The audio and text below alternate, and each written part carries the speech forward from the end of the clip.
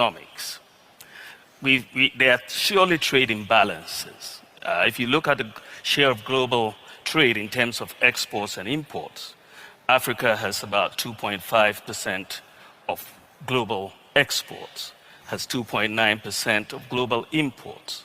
Asia has 43% of global exports and 38% of global imports. China, 15% of exports, 10% of imports.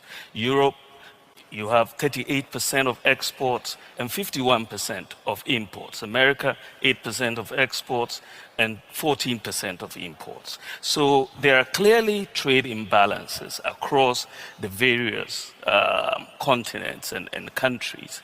But what we know from economics is that you cannot fix a trade deficit with tariffs. It just doesn't work.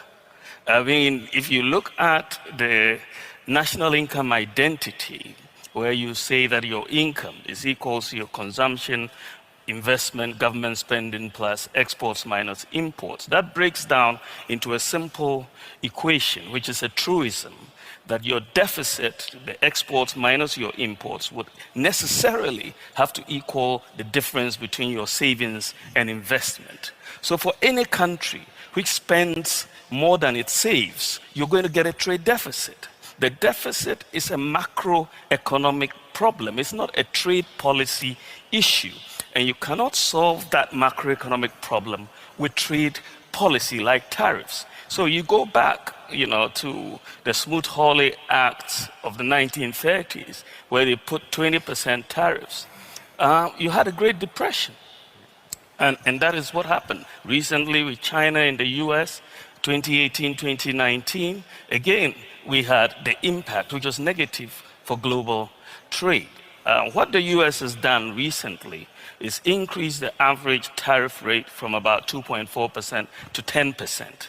This is the largest increase in tariffs since 1943.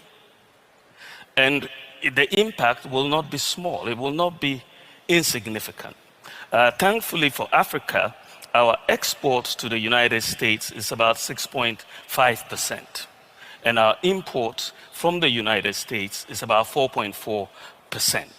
So we are not as exposed in the broader sense as many other places. But within that context, countries like Lesotho, which have exports in terms of textile exports to the United States, it's about 50% of their exports. And they are benefiting from the African Growth and Opportunities Act, which is AGOA.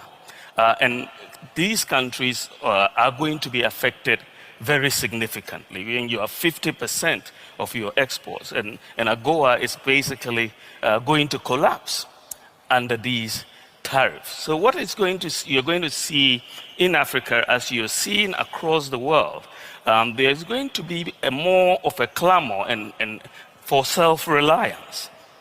And you're going to see a bit more of political space for countries to have more intra-African trade as a way of dealing with this. Currently, our intra-African trade is between 17 and 20%. But I think that as you see a more real look at supply chains within the continent and globally, you're going to see, as you see in Europe, there's an increasing sense that, there's been a decoupling of the US-European relationship. And Europe is going to look at its supply chains again, as every other player in this world is going to do. And so Africa is going to look at our supply chains again as a way of looking at it. But at the end of the day, you have to make sure that the macro balances are the ones guiding your trade policy and not tariffs.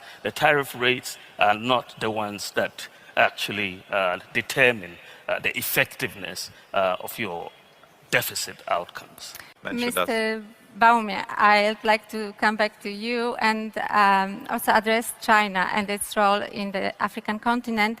As we know, the role of China in Africa is growing. Do you see African countries deepening trade ties with China in response to rising global protectionism, or are we more likely to see some sort of push for diversification, including partnerships with Europe and possibly other regions as well? Thank you very much. I think that if you look at what has happened, the whole rules-based order